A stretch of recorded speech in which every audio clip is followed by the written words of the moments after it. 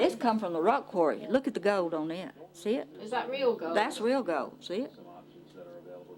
That's not fool's gold. That's then. not fool's gold. That's real gold. Ah. See, you tell the color in it and other. How much See? would that be worth?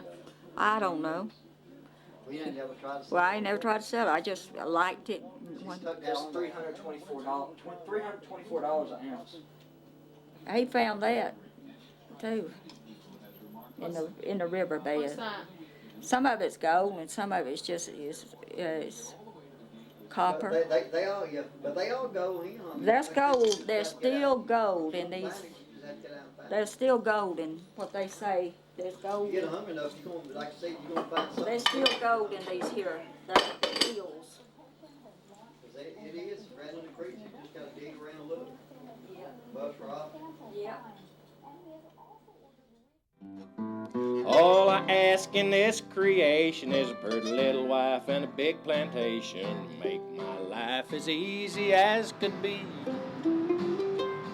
Way up yonder in the Cherokee Nation, sweetest spot in God's creation, waiting for a righteous man like me.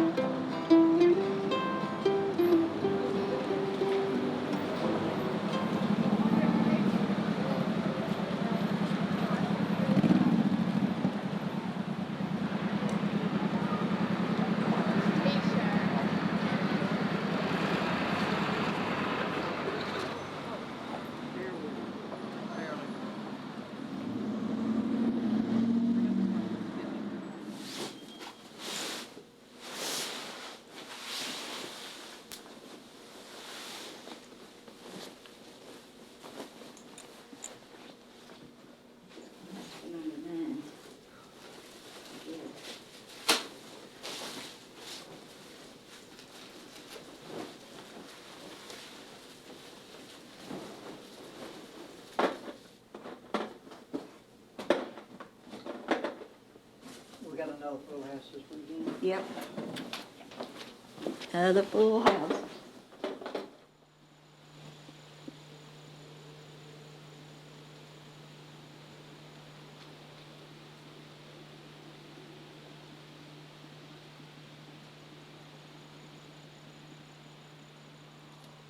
You are now becoming like the white people. You can no longer live by hunting, but must work for your subsistence. Your great objective ought to be to hold your land separate among yourselves, as your white neighbors. Without this, you will find that you have to immigrate, or become extinct as a people. You see that the Great Spirit has made our form of society stronger than yours, and you must submit to adopt ours. The Indians all stuck in a tribe. They all stuck together. And when they run the tribes off, they run all the Indians that part of that tribe, they run them all off. They went across these right out here, that's the Appalachian, the trail. They run them all across that trail. And there was a lot died. Did y'all go up there to the princess grave? That's where the Indian princess is buried. No, we haven't been up there yet. That's up at our range. All right, that's where she went across, and the tale is that the Indian princess, she died. Well, the brave, they said that they were lovers. He's buried on going towards Cleveland. He's got out there in the mound where he's buried at. It's one of the mounds. That's where the Indian brave is buried at, right there. And they said that they were lovers. They said he starved to death and she froze to death. What does it mean to you, Myra, to have Indian blood? You feel closer to nature. You feel like that, that outside, you appreciate the outside more, the nature. You just feel closer to it. You just feel like that you appreciate the sun, the air, the mountains, the season, the changing of the season. You just notice it more. I feel like that people that hadn't, you know, got part of the Indian in them, they don't appreciate your surroundings, your environment. I mean, you know, your environment, you just appreciate it more.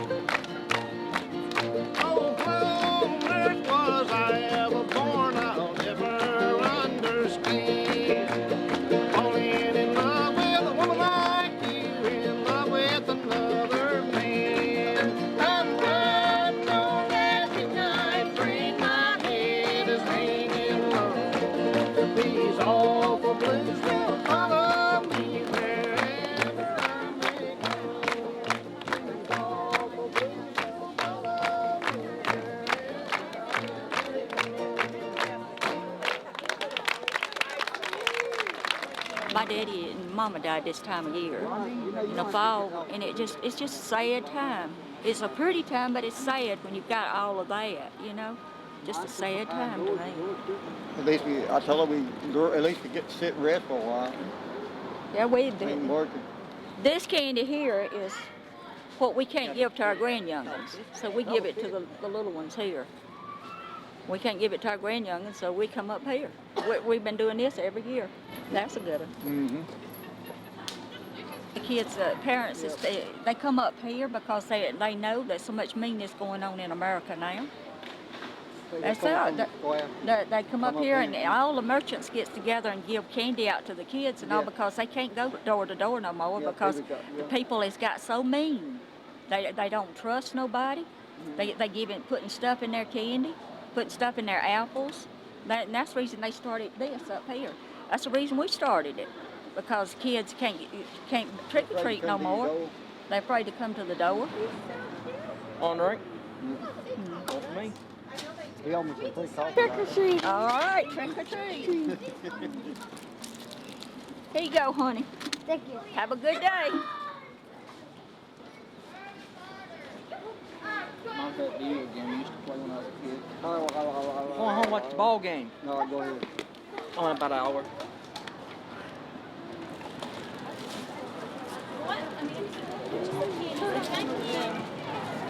Here you go, hon. Okay, come on. Did you get your lunch?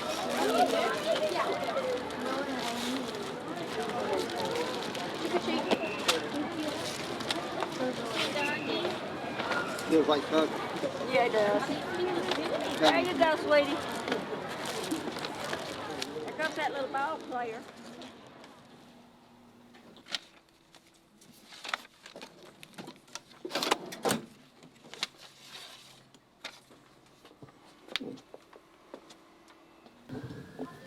Hello.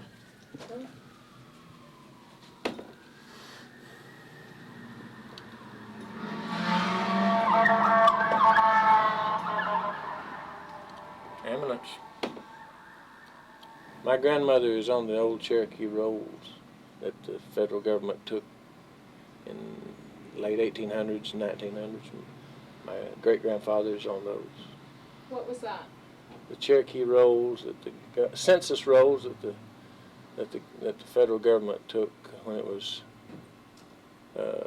dispersing some settlement monies from claims made, I guess, for the lands that were seized from the Cherokee. And Thomas gave you those? Yeah, Thomas gave me pretty. these. He gave them to me for our anniversary. And How long have you been married? 11 years. So how did you meet Thomas? In court. He was getting a divorce and I was too. We was getting our divorces. He was getting his divorce, I was getting mine. Well, that's an unusual place to And meet. then he acquired 3 kids and I acquired 4. How many guys? His How many kids. like in your bag? see. You ain't got the towels. Yeah, we need to wipe down in there.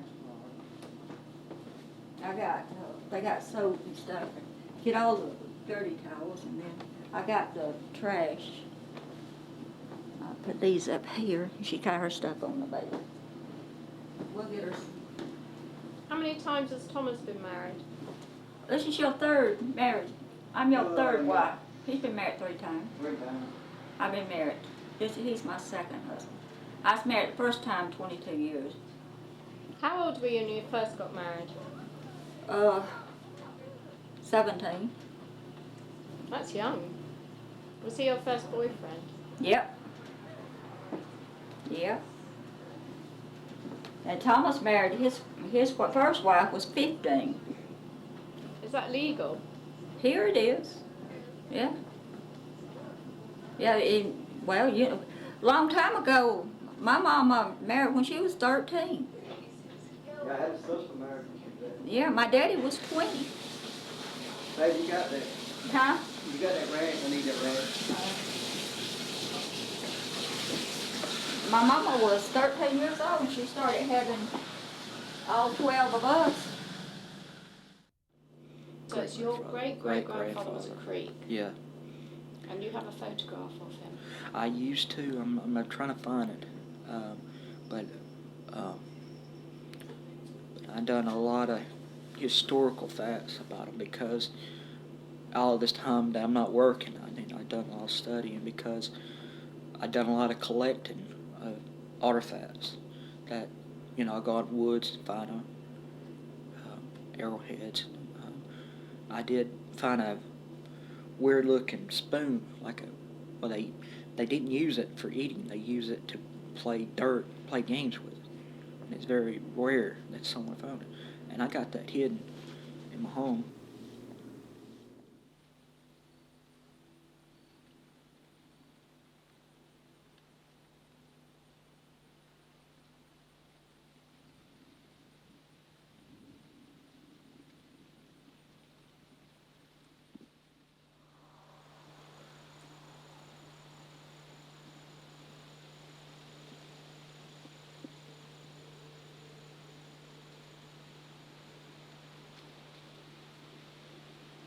When we entered into treaties with our brothers the whites, your whole cry is more land. By what law you make this exorbitant demand of nearly all the lands we hold?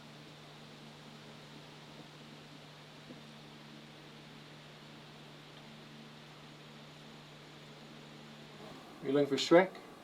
If you have it, yeah. 3rd row down in the middle. Yes, There. it. 3rd row down in the middle with the big box. Hello, Blue Lips. Looking for Shrek. I just see it. Well, don't step in front of someone and We don't don't reach it. Go ahead. The question of the hour is Shrek in? Alright. And that girl with a blue tongue is already asked me, is this trick or treat? Oh, we're on video. That's good. Yeah, Shrek. Yeah. Tell her she's gonna have to pay me back. Yeah.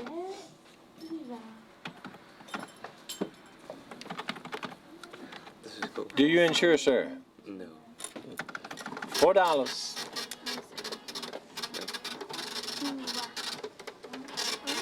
Hey, Mel, do you have final destination? What, Lindsay? Do you have final destination? Now let me look. 4 out of 7. I'm sorry. Because if you have a blue tongue, you can't sign it. Oh, Blue tongue and a stick coming out of your mouth there. he told you, didn't he? You better give me my dollar. She put it in the Rainbow Children's Oh, House. A very that's good all right. place for your dollar. So what does it mean to you to be Cherokee, part Cherokee? Do you think about it? Not much. I've got so many other parts that are not Cherokee, And what about the people who are in that association? Well, I assume they're about like me in that they're aware of that heritage and proud of it, but it's not an everyday obsession type thing. I don't think, because we're mostly highly assimilated. Some have more blood than me. and some don't, I guess. But no, I don't think it's a constant thing that anyone thinks about. You know, I think we're more worried about preserving the history and the heritage as much as anything, because it's sort of this area is sort of a unique area in the history of the Cherokee. You know, this was probably the last straw that pushed the Cherokee to be removed.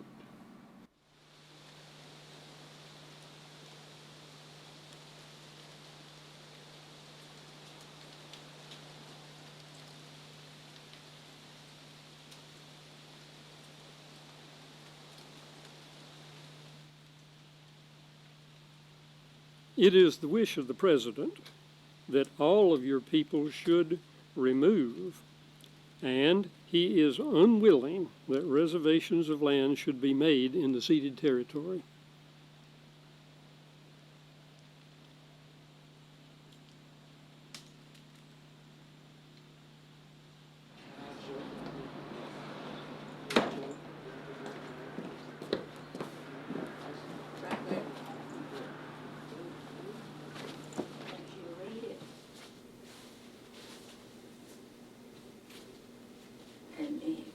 We'll be home a little bit. We'll sit down and talk, okay? You gotta care, Terry. But Terry. I know, but listen, son, you got to understand. We'll try to help you. Everybody, Terry, everybody ain't against you. You wanna come over here? Terry, calm down. You wanna come over here?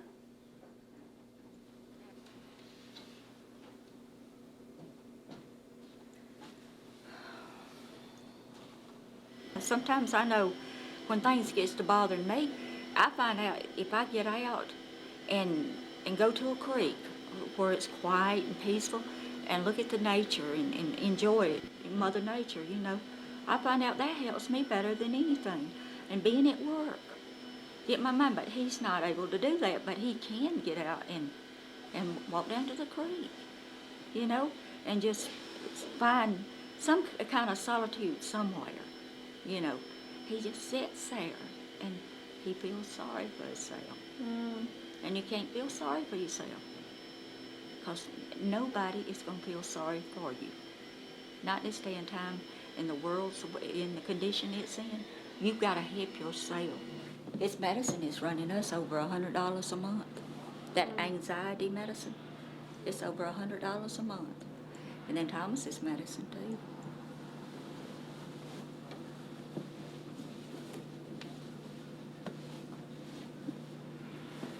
That's the reason he's depressed. He cannot get no help with his medicine. The government's, he's down on the government now. I heard him talking to her about, he's down on the government now.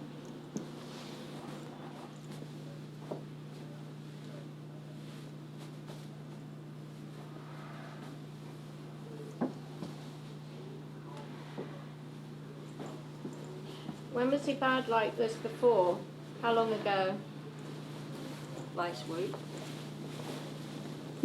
Every week he has his anxiety attack. He comes to our bedroom, he'll say, I'm dying, it's jumping out of my heart. And if we don't get up, he calls them, they come down, they come to my house.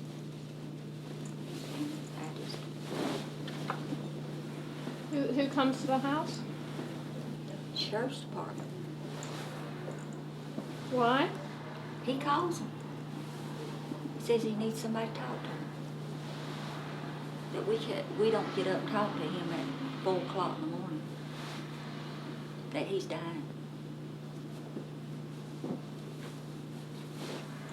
But we just can't do it. I have to get up and go to work. And he says I don't care, but I do care. I do care. I can't do nothing.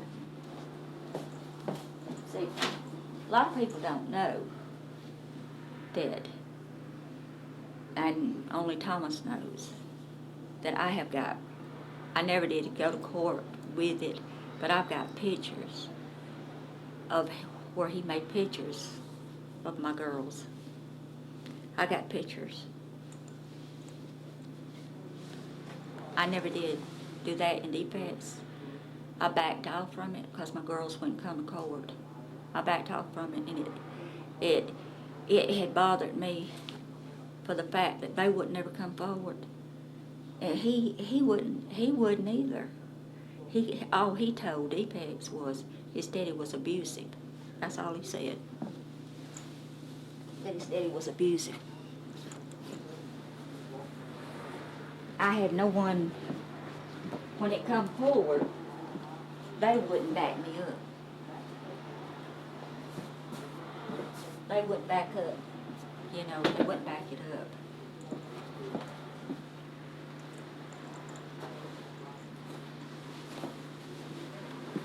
So it just, you do just let life goes on and just try to do the best you can.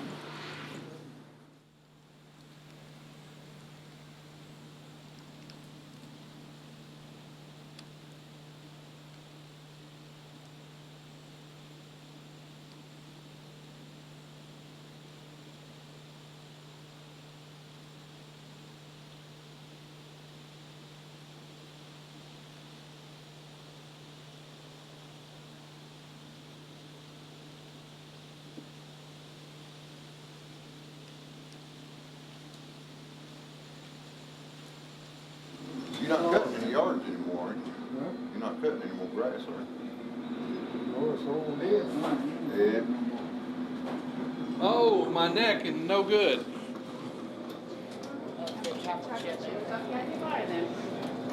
Two drinks and two cookies.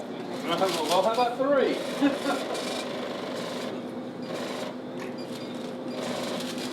306. You want me to go get her? She wants to say hi to you. Oh, oh.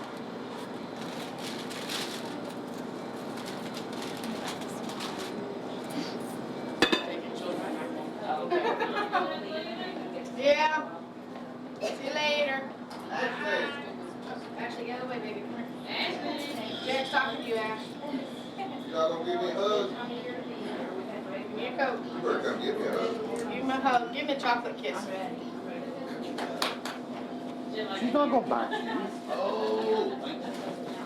I'm not sure she does or not. Can I give you a hug? A 2-scoop peach, please. Hmm? A 2-scoop peach. Okay. Cup or cone? Cone, please. Which cone?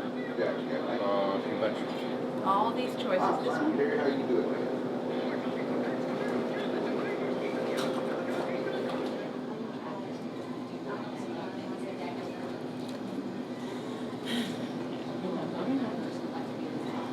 All right. God bless America, land that I love. Stand beside her and guide her through the night with a light from above.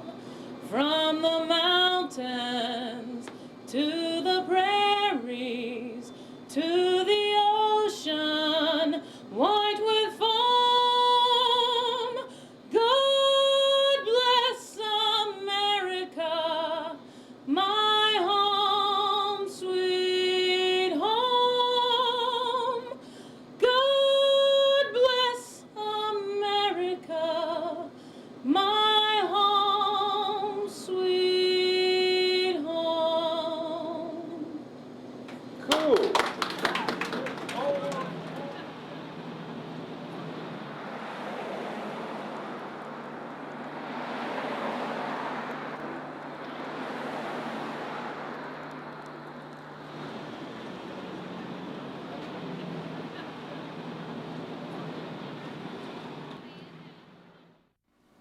When I grew up here in Lumpkin County, back in the dark ages, this was such an economically depressed county in the 50s and 60s that I'd say 98% of the people were in the same, pretty much the same economic status.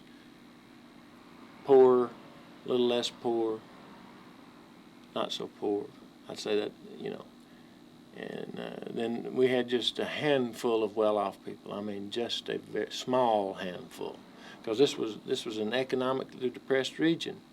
That's why the Appalachia and so forth, and we were as bad as any of them. And so we didn't have quite the spread, I guess you could say, in income, the contrast in income levels and so forth. So, and it's gradually changed now, you know, I think, where we have more well-off people, probably a little more in toward the middle, and there's a good amount of still poor people in Lumpkin County, people who are still poor.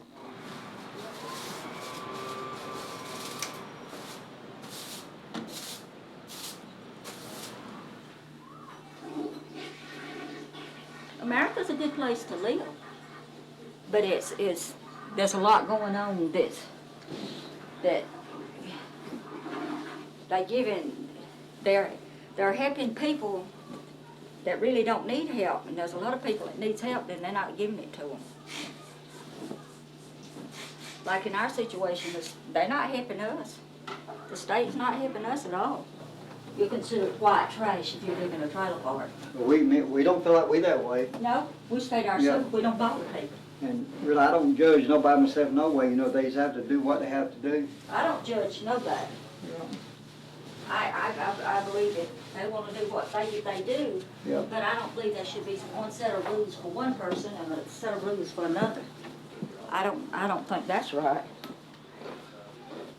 Do you think people consider you as white trash? Yeah, because we live in trailer park. Yeah, sometimes. But I try to live a kind of life that people wouldn't look at us like that. A lot of people don't, but some people do because we live in a trailer park. Won the lottery, you know, was a millionaire. I'd be the same person. I wouldn't try to be a millionaire. You know. I try to help. Yep. I'd live like, you know, I'm living now. I wouldn't be no different.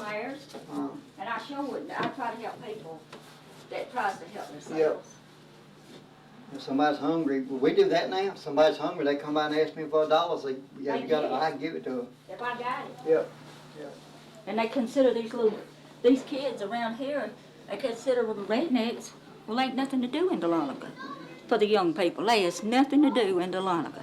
There's no work up here in the mountains, up in the Appalachian and all. They got kids up there that's starving. And I think that what they have in New York, I mean, that's a tragic about what happened.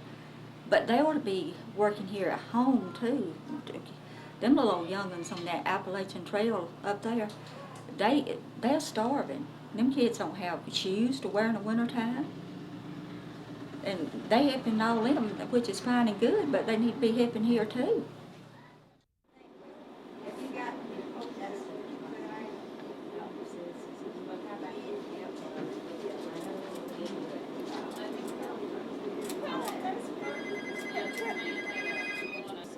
Notch, everything. We worked on it for hours because it was long hair and he didn't want to cut his hair off.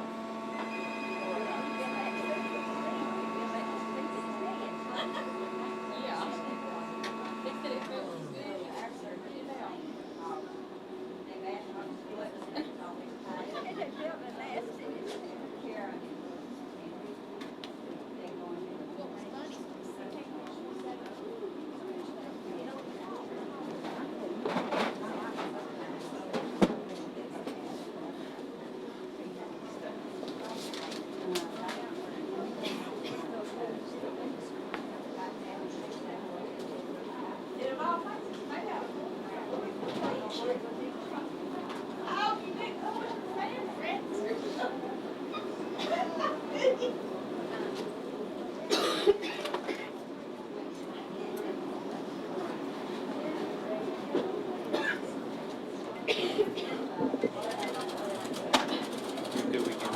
You too.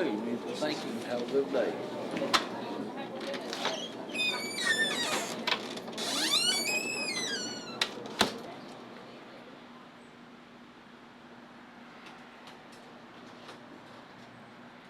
Last night when we was coming through town, I come up here to bring y'all some hair dryers, okay? And I seen the lights flashing, and I said, what is that? And I seen the horse. He was just standing there with his little leg doing like this, and you could tell he was in a lot of pain. And so we come on back through town, and I said, I've got to find out what happened. He said, no, you don't need to go there, because I love all kind of animals. And when we went back through there, they had him on the ground then, the vet did, and they was giving him a shot. They put him to sleep. And I told Thomas if I had a lot of land, I'd put horses like that, because they put them out to pasture when they're no good. I'd put them in on some land, and I'd raise them, you know, let them live the rest of their life. Because, I mean, you don't do little animals that way. And I bet I got 13 cats at the house that somebody has put out at one time or another. And we feed them. I go to the dollar store and buy that El Cheapo stuff, and I feed them. And if they hang there, they said he told me they wouldn't hang there if I hadn't feed them. But that was I couldn't even sleep last night. I was up all night thinking about that horse. And I finally got up and I called the sheriff's department. He said, ma'am, he died, so he's out of his misery. So the vet put him to sleep. But it was sad.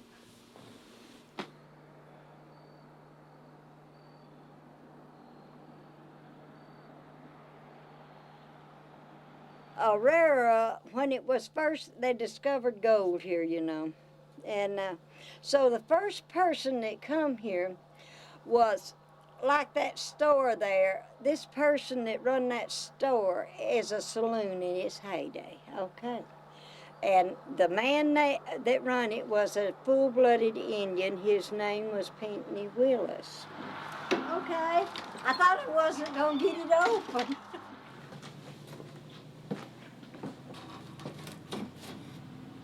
This is a map of this town. It was taken way back, and it was in town lots in its heyday. They said that there was so many people here you wouldn't believe. Rarey was full of people. They said at least 10,000 was here in its gold mining days, and said they would take and swap what gold they put on the end of a knife blade for a dram of whiskey. This was an old sawmill book, and this is what they done in their heyday in Aurora and the surrounding counties to make a living. That in moonshining. And so, but this was a sawmill book where they kept up with their lumber and stuff. Yeah.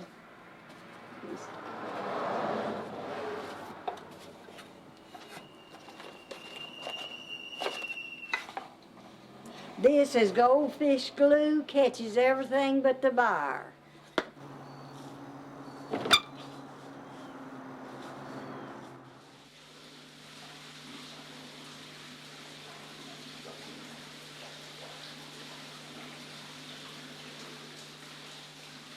It is forbidden for any Indian to dig for gold, which of right equally belongs to every other citizen of the state.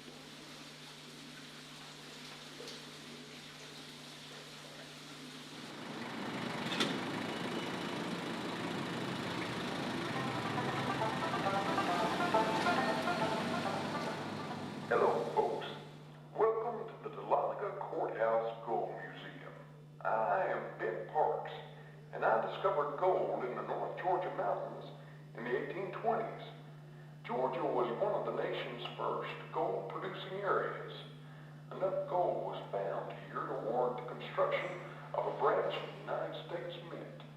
The Dahlonega Mint made gold coins from 1838 to 1861. The Indians were the first ones here in Georgia. They said that one white guy come out there and he panted for gold and he found gold. No, it wasn't true. It was one little boy, a little Cherokee Indian boy, went out in the woods, rushing a little pan gold, and he found that gold piece. And that's the thing. They having these gold rush days, and they thinking, you know, there was a white man that done all this discovering all this gold. You know what? It was a little Cherokee boy, little Indian boy, done all the discovery. And a white man takes credit for that. think about the fact that Dahlonega kind of has this tourist thing about the gold? Or do you think it's all too old to matter? Yeah, I guess that's about it. It's, and I don't see any problem with making a buck off that heritage, if you can. I think it's more or less benign. I think in some cases it's probably bogus, but I've always said that the people who grew up here and lived here and experienced things, they know what they have their own. They have their history. They know what the history was. They don't need to be told what the history was. You know, I guess it's that way any place, but since we're being invaded by people moving in and so forth and so on, the native people feel even more so that we hold on to what is ours. And the outlanders can come in and dominate local government. They can come in and dominate local commerce, but there's one thing they can't take away, and that's our history and the way and our heritage.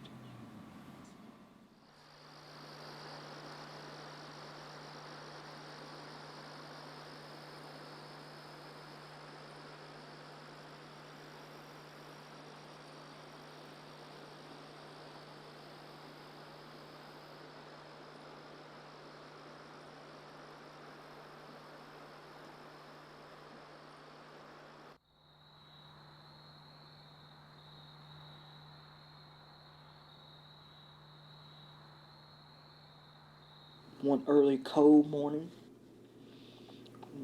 they got up, government come in there, forced them out. Children was getting sick in a cold January day in 1852. They forced them to make them leave at 3 o'clock in the morning. Dark, full moon, cold, snowing, make them get up and move. They walked the trails from Georgia up to Tennessee, all the way from Arkansas. Almost a 2,000-mile trip. They had to walk on their bare feet in a bristling cold. And they make them build them a land in Oklahoma. And a few years later after that, they make them move again to New Mexico. Some of them moved to North Dakota, South Dakota. And the children were coughing blood, sick, and women were carrying young unborns. They had no clothing, no shelter, no blankets or anything. They had to walk what they had on. It was just a little thin piece of clothing, what you can call them potato sacks, but really back then they was just rags, old rags. No shoes. And these guys on horses and these government walking on horses and with their guns on their backs, and they were so happy because they were selfish because of money, gold.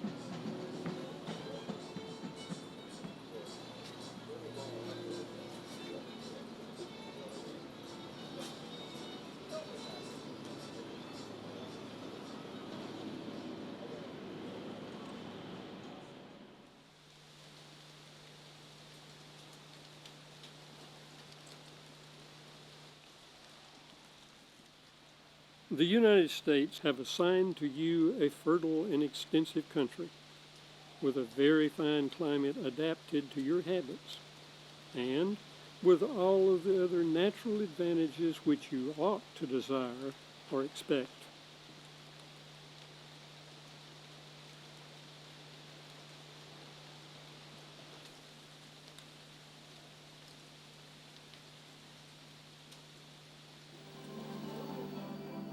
That looks like something from England, don't it? The old castles. Looks like England. I think it looks a bit more like Transylvania. Oh, Lord, Transylvania. Let's put it in front. See, that's got, What do you do, the gold I painted yesterday? That's up there. Okay.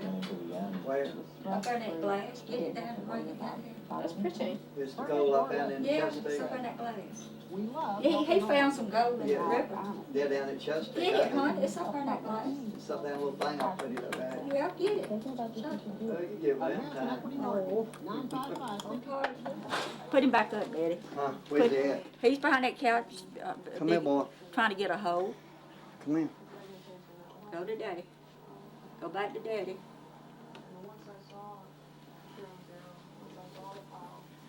I raised him when he fell out of a nest, and I raised him with a little bottle. We got up twice. Yeah, I got up at 2:30 every morning and 6 o'clock every morning and fed him till I got him up where he could eat. I'm gonna vacuum that right there too. All right. I need to take the carpet cleaner hold of this again. Daddy? She's not gonna hurt you.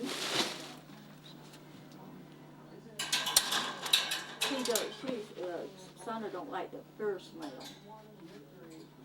He doesn't, you know, because well, he goes to the bathroom in there. I need to clean him. Yeah, I got some paper. He goes to the bathroom in here, so Get him he gonna smell. Get one of Terry's old shirts and put him on.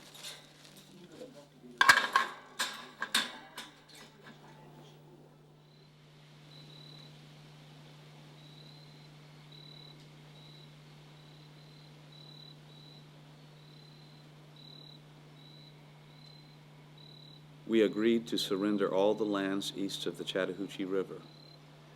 Further concessions cannot be made. We shall return to our friends and live there until you take possession of our country. Then shall we beg bread from the whites and live the life of vagabonds. We shall not touch a cent of money for our lands thus forced from our hands.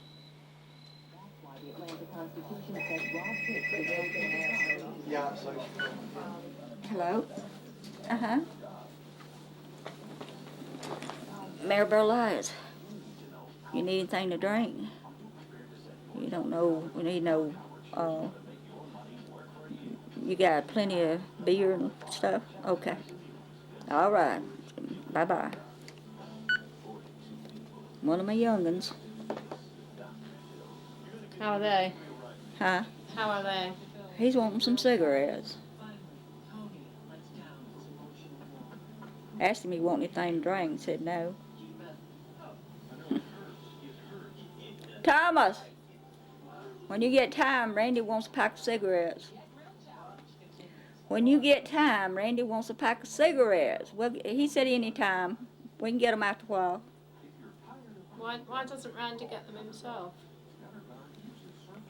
He's drinking. Told him he better not get on the road. Because he get on the road drinking,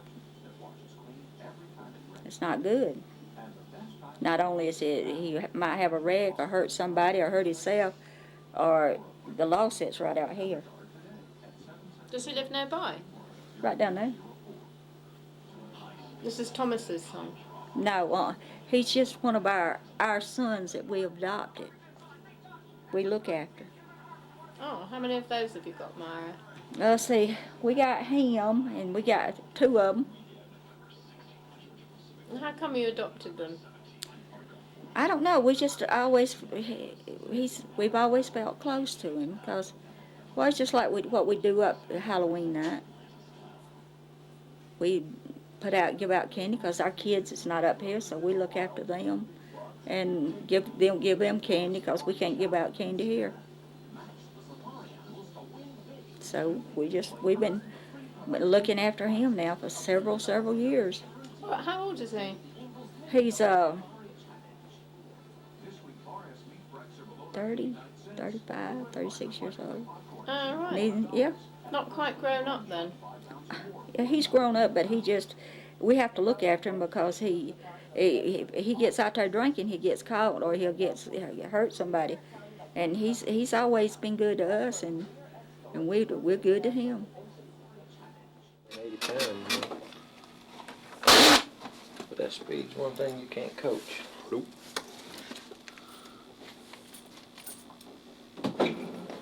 I would have liked to be fast for one day, Charles, just to see what it'd be like. You know, just one. Just settle, get to the car and work on time. No, I mean back when I was young. You know, just one day, just to see what it'd be like. Just be fast. Because I was always the opposite of fast. That's why you play guard. When I played center, I was center. So you center? Yeah. You don't need any speed at all to play center. If you play guard, you might have to pull that. Oh yeah. Yeah, right. What did you play? Left guard. Takes place in the era between 1828, when gold was discovered in Lumpkin County, to 1950, just at the end of the golden age of radio and prior to the advent of television. Doc Johnson's traveling medicine show is set up on the square, and folks from every corner of the county have gathered to socialize and enjoy music provided by local pickers and singers. Let's give a great big old Dahlonega welcome to Todd Glanson and Kenneth Johnson.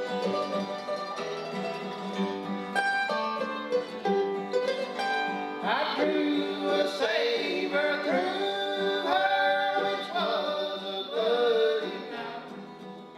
I threw her into the river, which was a dreadful sight. My father often taught me that money would set you free. If I would murder that dear little girl whose name was Rose.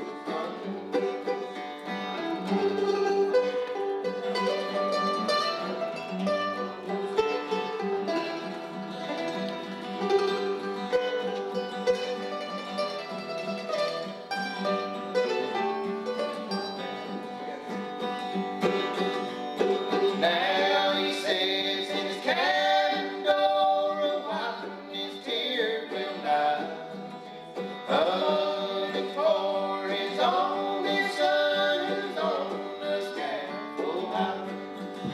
My race is run beneath that sun, that heaven is waiting for me, for I did murder that dear little girl whose name was Rose Conley.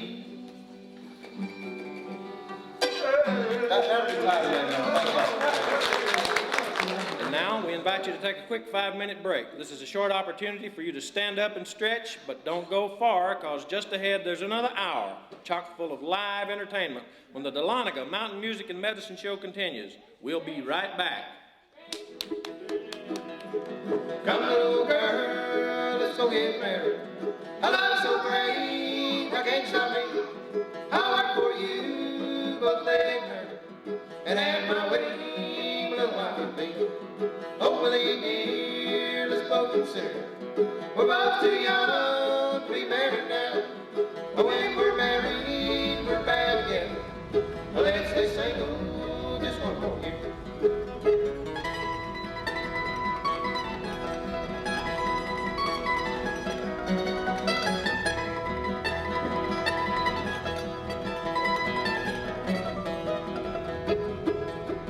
He went to the bar where she was dancing.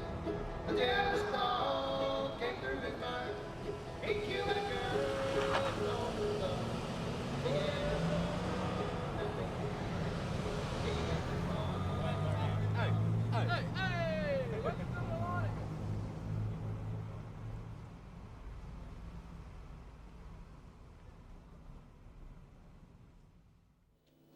I was taught a certain way.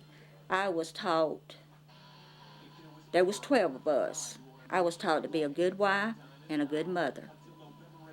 When all that failed in my life, when all of that came to an end, and what I was taught to be a good wife and a good mother, and that fell apart. I didn't believe that. I didn't think that for a while. I didn't think, well, you be a good wife and a good mother. That was all took away from me. I just, I live to believe what my mom and daddy taught me and my grandmother taught me, because my grandmother practically raised us. And I believe what she taught me. And then when that fell apart, and that's the reason I don't believe in the system. They come in my house and took my kids, and the system did it. And the system did it.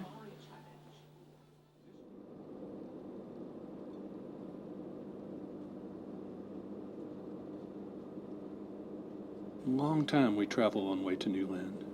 People feel bad when they leave old nation. Women's cry and made sad wails. Children cry and many men cry. And all look sad when friends die. But they say nothing and just put heads down and keep on go towards west. Many days pass and people die very much.